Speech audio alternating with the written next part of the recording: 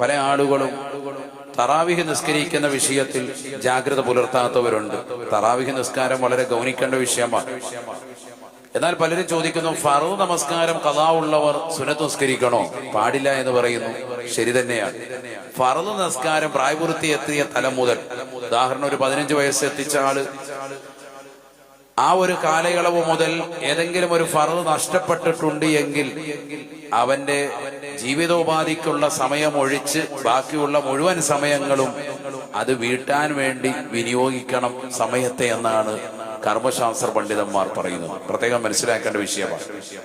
ജീവിതബാധിക്കുക എന്ന് പറഞ്ഞാൽ അവന്റെ ജീവിതത്തിൽ കഞ്ഞികൂടി മുട്ടാതിരിക്കാൻ വേണ്ടി പണിക്ക് പോകും. ആ കാര്യങ്ങൾ ഒഴിച്ച്, സ്ത്രീകളാണെങ്കിൽ പിന്നെ അത്തരത്തിലുള്ള ജോലിയൊന്നുമില്ല, കുടുംബത്തെ നോക്കുന്ന ചെറിയ പരിപാടികൾ, ആ വർക്കൊഴിച്ച് ബാക്കി മിച്ചം കിട്ടുന്ന സമയം മുഴുവനും എന്തിനു വേണ്ടി ചെലവഴിക്കണം? എത്രയും വേഗം പ്രായപൂർത്തി എത്തിയ തലം മുതൽ ഏതൊക്കെ നിസ്കാരം ഖളാ വീട്ടാനുണ്ടോ അതൊക്കെ നിർബന്ധമായി വീട്ടുന്നതിന് വേണ്ടി സമയത്ത് മാറ്റിവെക്കണമെന്നാണ് ഇസ്ലാമിക വീക്ഷണം. എന്ന് പറയുമ്പോൾ തറാവീഹ് നിസ്കരിക്കാൻ വരുന്ന സമയത്ത് തറാവീഹിനോടൊപ്പം ചേർത്ത് നിസ്കരിക്കാൻ പറ്റുമോ ഏതെങ്കിലും നിസ്കാരം? അങ്ങനെ ചോദിക്കുന്നവരുണ്ട്. അതിനാണ് ഞാൻ ആദ്യം തന്നെ ഒരു മറുപടി പറയുന്നത്. എന്ത്, നിങ്ങൾ തറാവീഹിന് വേണ്ടി പ്രത്യേകം ഒരുങ്ങി വരുമ്പോൾ മാത്രമല്ല, നിങ്ങളുടെ ജീവിതോപാധികൾക്ക് വേണ്ടി കഴിഞ്ഞതിന് ശേഷമുള്ള സമയം കിട്ടുന്ന മുഴുവൻ സമയങ്ങളും നിങ്ങൾ എന്ത് നിസ്കരിക്കണം നിർബന്ധമാ? ഖളാ ഉള്ള നിസ്കാരങ്ങൾ വീട്ടിൽ നിർബന്ധം. എത്രയും വേഗം വീട്ടിക്കണം. ഓരോ ദിവസം കഴിയുന്തോറും അതിൻ്റെതാകുന്ന ശിക്ഷ കൂടിക്കൊണ്ടിരിക്കും. അള്ളാഹു നമ്മളെ കാക്കുമാറാവട്ടെ. സ്വാഭാവികമായിട്ടുണ്ടാവും. അപ്പൊ അത് എത്രയാ എണ്ണം കണക്കാക്കുക? എണ്ണം കണക്കാക്കാൻ പറ്റുന്ന രീതിക്ക് കണക്കാക്കുക. അവന്റെ മനസ്സുകൊണ്ട് ഒരു ഉറപ്പ് വരണം, ഞാൻ പൂർണ്ണമായി നിസ്കരിച്ച് തീർത്തിട്ടുണ്ട് എന്ന ഒരു ഉറപ്പ് മനസ്സുകൊണ്ട് കിട്ടുന്നത് വരെ ഖളാ വിട്ടണമെന്ന്. അപ്പൊ ഫർദ് നമസ്കാരം ഖളാ ഉള്ള ഒരൊറ്റ വ്യക്തിയും അവന് സുന്നത്ത് നിസ്കരിക്കാനേ പാടില്ല. ഇതാണ് കർമ്മശാസ്ത്ര വീക്ഷണം. പ്രത്യേകം മനസ്സിലാക്കേണ്ട വിഷയമാണ്. പ്രത്യേകം ശ്രദ്ധിക്കേണ്ട ഒരു വിഷയമാണ്. കാരണം ഇത് പല ആളുകളും ചോദിക്കുന്നതാണ്, പല ആളുകളും ചോദിക്കാൻ മനസ്സിൽ നിയ്യത്ത് വെച്ചിട്ടുള്ള വിഷയങ്ങളാണ്. നമ്മൾ അറിയേണ്ട മസലയാണ്. കാരണം സുന്നത്ത് നമസ്കാരം പോലെ അല്ല ഫർദ്. ഫർദ് എന്ന് പറയുന്നത് ഫർദ് ഐനാണ്, ഫർദ് കിഫായല്ല. മയ്യത്ത് നിസ്കാരം പോലെ ആരെങ്കിലും നിസ്കരിച്ചാൽ വിടുന്നതല്ല. സ്വന്തം തടി, അവന്റെ സ്വന്തം ശരീരത്തെ രക്ഷപ്പെടുത്തി എടുക്കണം അത് നിസ്കരിച്ചു, ഇല്ലെങ്കിൽ ആഖിറത്തിൽ ഹിസാബാണ്. ഫർദ് ഐനാണ്, വ്യക്തിപരമായി നിർബന്ധമാണ്.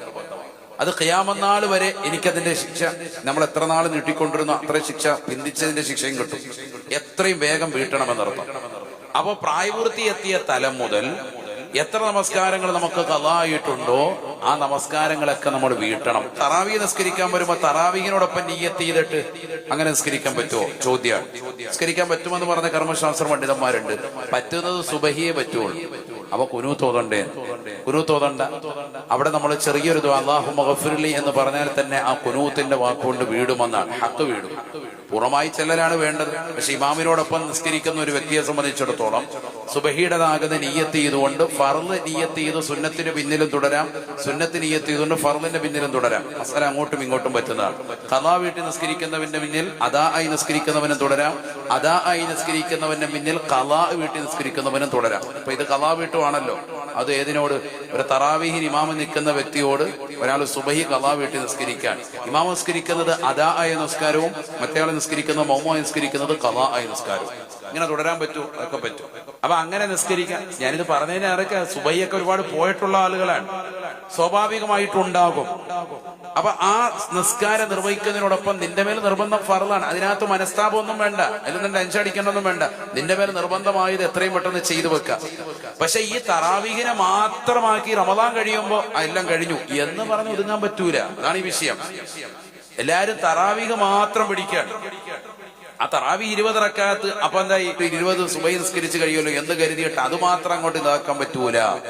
ബാക്കിയുള്ള സമയങ്ങളൊക്കെ ഗൗനിക്കണം. നിന്റെ ജീവിത ഉപാധികൾ കഴിഞ്ഞതിന് ശേഷം മിച്ചം കിട്ടുന്ന മുഴുവൻ സമയങ്ങളും എത്രയും പെട്ടെന്ന് ഫർളായ നമസ്കാരങ്ങൾ ചെയ്യണമെന്നാണ് ഇസ്ലാമിൽ പ്രബലമായ വീക്ഷണം. മനസ്സിലായോ? അല്ലാതെ വന്ന് സുന്നത്ത് നിസ്കരിക്കാൻ വേണ്ടി നമ്മൾ അങ്ങനെ നിയ്യത്ത് ചെയ്തൊക്കെ തുടർന്നാൽ ഫർള് നിസ്കരിക്കാൻ കടക്കുകയാണെങ്കിൽ ഇവൻ ഈ സുന്നത്ത് നിസ്കരിക്കൽ ഹറാമാണ്. കറാഹത്തോ ഖിലാഫുലോ ഒന്നുമല്ല, ഹറാമാ, കുറ്റം കിട്ടും. അല്ലാഹു നമ്മളെ കാക്കുമാറാവട്ടെ. വളരെ ഗൗരവത്തിൽ ചിന്തിക്കേണ്ട വിഷയമാണ്. അതുകൊണ്ടാണല്ലോ ഇശായിന് നിസ്കാരം നമ്മൾ അപ്പുറത്ത്, ഇവിടെ നിസ്കാരം ഇശാ കഴിഞ്ഞു, ഇവിടെ തറാവീഹ് നിസ്കരിക്കാൻ നമ്മൾ വരുമ്പോഴത്തേക്കും ഇവിടെ എന്താ തറാവീഹ് കിടക്കുക, എന്നാ വേഗം വന്ന് തറാവീഹിന് കൂടാ. ചില ആളുകൾ തറാവീഹിന് വന്ന് കൂടും. പാടില്ല. നിന്റെ മേൽ ഏതാ നിർബന്ധം? ഇശാ ആണ്.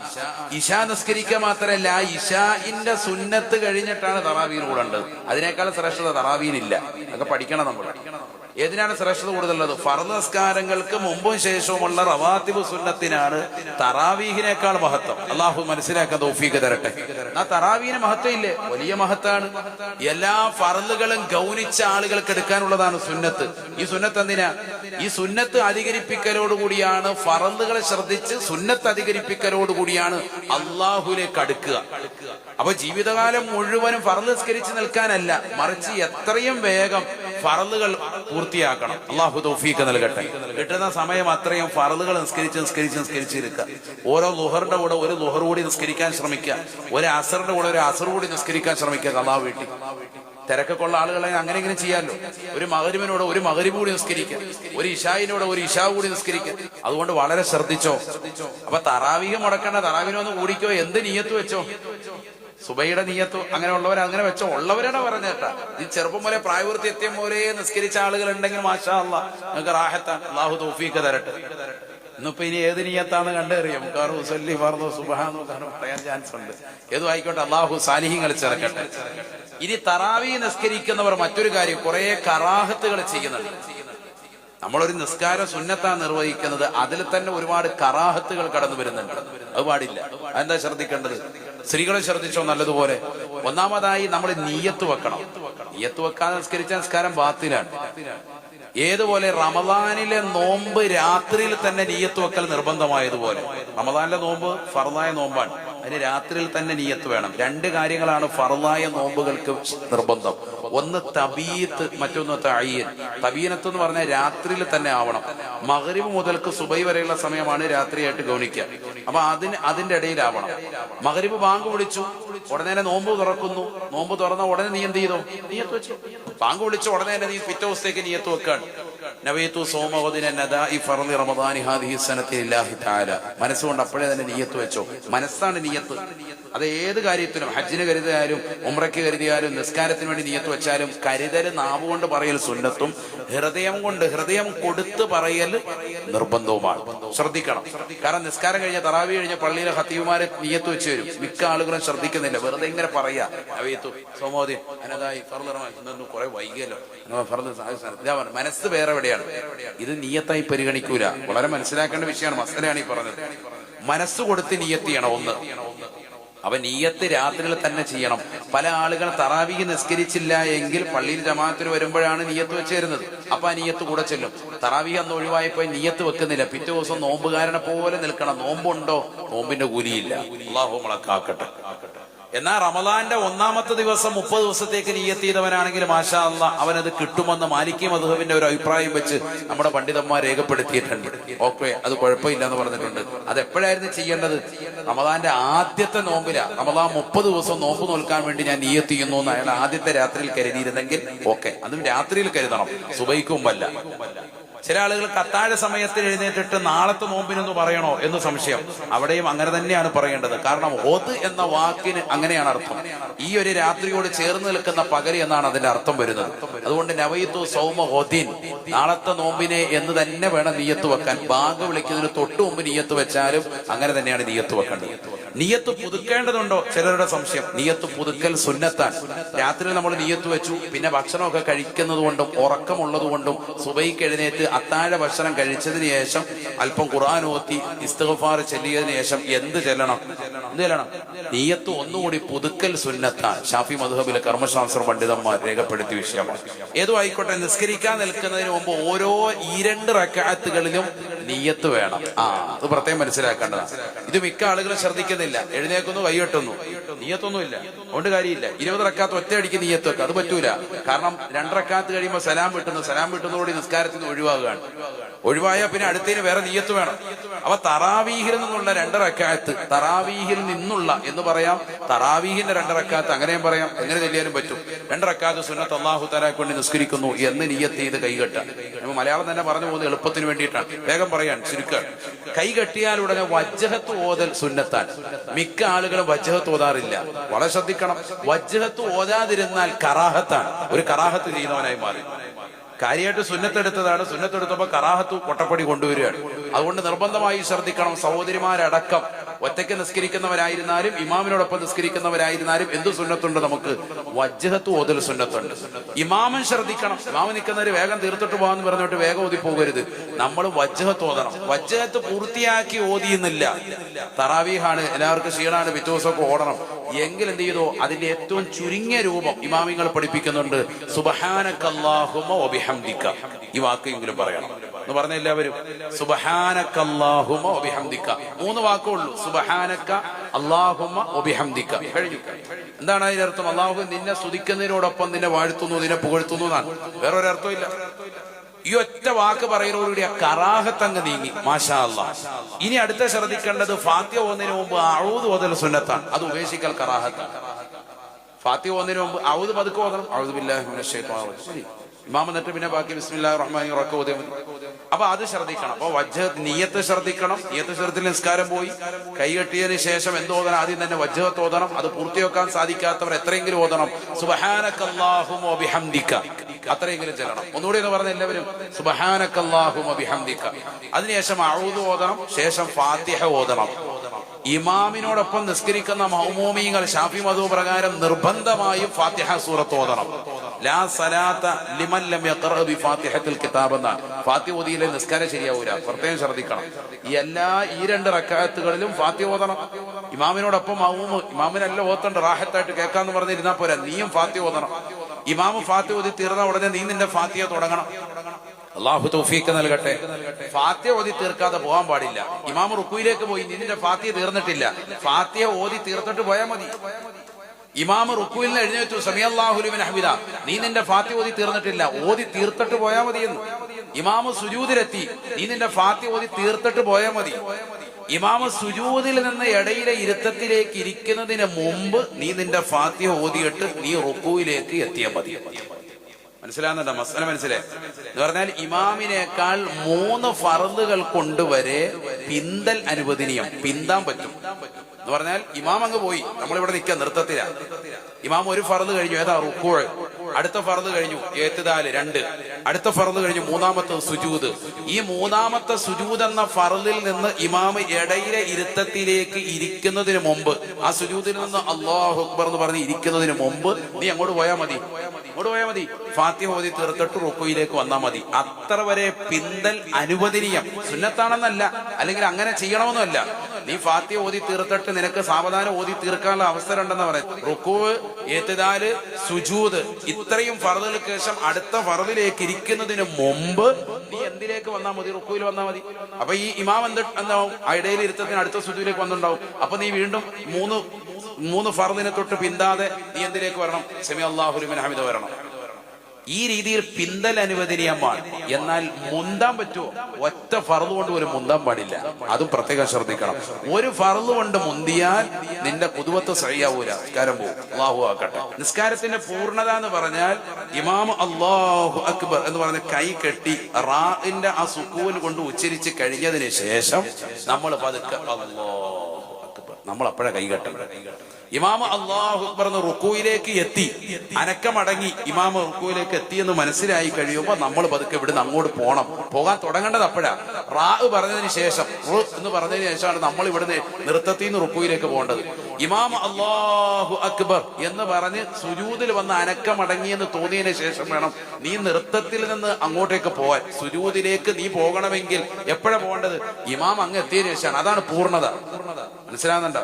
പൂർണ്ണത എന്നല്ല, അങ്ങനെ ചെയ്താലേ നിസ്കാരം ശരിയാവുള്ളൂ എന്നല്ല. ധൃതി പിടിച്ച് അങ്ങോട്ട് പോയാൽ ഇമാമിനേക്കാൾ മുന്തിയാൽ നിന്റെ തുടർച്ച സഹിയാകാതെ വരും. അത് നിസ്കാരത്തിന്റെ സാധുകതയെ ബാധിക്കും. അല്ലാഹു കാക്കുമാറാവട്ടെ. വളരെ ശ്രദ്ധിക്കേണ്ട വിഷയമാണ്. ഇതുപോലെ തന്നെ ഫാത്തിഹ സൂറത്ത് എല്ലാത്തിലും ഓതണം. എല്ലാ റക്അത്തുകളിലും സുന്നത്ത് നിസ്കരിക്കുമ്പോൾ നിർബന്ധമായിട്ട് ഓതണം. അങ്ങനെ 20 ഫാത്തിഹ കറക്റ്റായിട്ട് ഓതിയിട്ടുണ്ട്, മനസ്സിലാക്കണം. സൂറത്ത് നിനക്ക് ഓതൽ സുന്നത്താണ്, ഓതിയില്ലേ അത് വിഷയമൊന്നുമില്ല. മാഷാ അല്ലാഹ്, ഇമാമിന്റെ ഇതിലോട്ട് ഖിറാഅത്തിലേക്ക് അല്ലാഹു ഉൾപ്പെടുത്തി തരും. ഇനി മസ്ബൂക്കാണ്, പിന്തി തുടർന്നതാണ്. വന്നു കയറിയപ്പോ ഇമാം റുക്കുയിലേക്ക് അല്ലാഹു അക്ബർ പറഞ്ഞു പോയി. സാധാരണ മനഃപൂർവ്വം അങ്ങനെ പിന്തുന്ന പല ചെറുപ്പക്കാരുണ്ട് തറാവി നിസ്കാരത്തിൽ, പ്രത്യേകിച്ച് 2 റക്അത്ത് കഴിയുമ്പോൾ തുപ്പാൻ പോകും, പിന്നെ ഇമാം റുക്കുയിലേക്ക് പോകുമ്പോഴേ വരുവുള്ളൂ. എന്നിട്ട് ഓടി ഇങ്ങോട്ട് വന്നിട്ട് നിയ്യത്ത് പോലെ വരുന്ന വഴിക്ക് ചെല്ലിക്കൊണ്ട് വരിക, ഓടി ഇങ്ങോട്ട് വന്നിട്ട് പെട്ടെന്ന് കൈ കെട്ടിയിട്ട്. അതൊന്നും പറ്റൂല. അവിടെ വന്ന് നൃത്തത്തിൽ വന്ന് നിന്ന് അനക്കമടങ്ങി നിയ്യത്ത് വെച്ച് റാഹത്തായിട്ട് നല്ല രീതിയിൽ കൈ കെട്ടണം. കൈ കെട്ടി അനക്കമടങ്ങിയതിന് ശേഷം വീണ്ടും അടുത്തത് റുക്കോയിലേക്ക് വരണം. റുക്കോയിൽ വന്ന് അനക്കമടങ്ങണം. അഥവാ അല്ലാഹു അക്ബർ എന്ന് പറയുന്നതോടുകൂടി നമ്മൾ വളർന്ന് ശാന്തി അടയാണ്. നിന്നതിന് ശേഷം നമ്മൾ എന്ത് ചെയ്യണം?